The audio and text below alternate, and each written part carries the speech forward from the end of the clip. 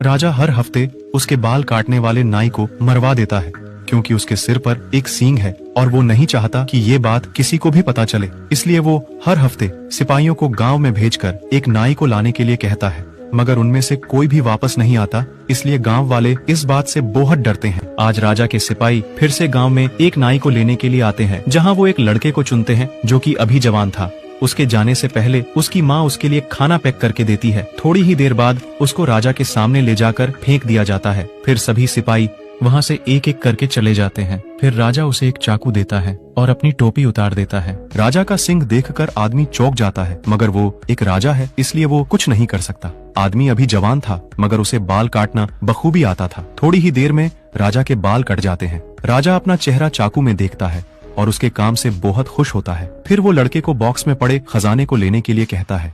यह कोई बक्सा नहीं था बल्कि नर्क जाने का रास्ता था। मौके का फायदा उठाकर राजा उसे पीछे से बक्से में धक्का दे देता है। वहाँ ऐसी कोई भी चीज नहीं थी जिसे आदमी पकड़ सके। वो अब किसी भी समय मर सकता था। बेरहम राजा ये देखकर खुश होता है और दरवाजा बंद कर देता है, लेकिन भाग्य से लड़का बच जाता है और उठकर अपने चारों तरफ देखता है। वहाँ सिर्फ हड्डियों के ढेर लगे हुए थे।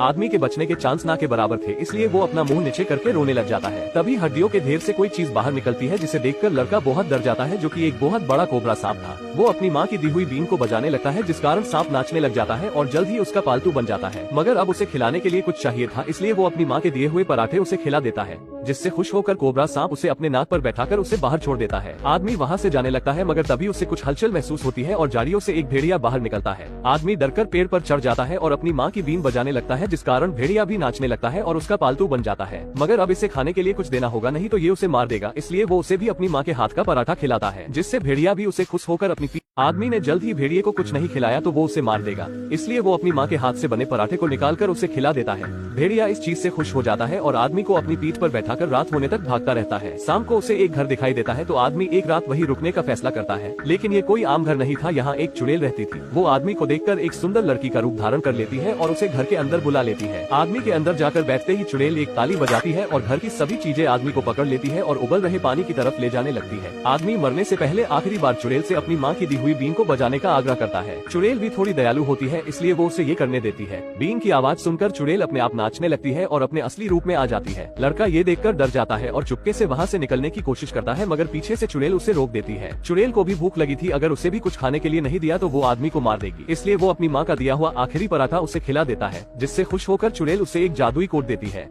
चुड़ैल आदमी को एक जादुई कोट देती है जो कि किसी भी चीज को अच्छे से बुरा और बुरे से अच्छा बना सकता है, बिल्कुल डोरेमोन के एक गैजेट की तरह। आदमी उसे पहनकर देखता है तो वो एक छोटे से लड़के में बदल जाता है। चुड़ैल उस कोट को उतार देती है तो लड़का फिर से अपने असली रूप में आ जाता है। चुड़ैल कोट को उल्टा करके फिर से आदमी को पहना देती है तो इस बार लड़का एक बूढ़े आदमी में बदल जाता है। इस चीज से आदमी को एक आइडिया आता है और वो फिर से राजा के महल में एक नाई बन के जाता है, मगर इस बार उसने उस कोट से एक बूढ़े का रूप ले लिया था, जिससे कोई भी उसे पहचान नहीं पाता है। राजा अपने बाल काटने के लिए उसे एक चाकू देता है, लेकिन उसे बिल्कुल भी अंदाजा नहीं था कि ये वही लड़का है। वो फिर से राजा के बहुत अच्छे बाल काटता है और राजा उसे बॉक्स में से खजाना लेने के लिए कहता है, लेकिन इस बार वो अंदर देख के बोलता है, महाराज लेकिन मैं इतने सोने का करूंगा क्या? ये सुनकर राजा चौंक जाता है और पास आकर उस बॉक्स में देखने लगता है, लेकिन इस बार आदमी मौके का फायदा उठाकर राजा को बॉक्स में धक्का दे देता है, लेकिन राजा उसकी दाढ़ी पकड़ लेता है और लटक जाता है। तभी उसे एक आइडिया आता है और वो अपना कोट उतार देता है, जिससे उसकी दाढ़ी गायब हो जाती है और राजा अपने बनाए हुए खड्डे में खुद ही गिर जाता है। राजा की आवाज सुनकर सभी सैनिक अंदर आते हैं, मगर लड़का इस बार कोट को उल्टा पहनकर छोटा हो जाता है।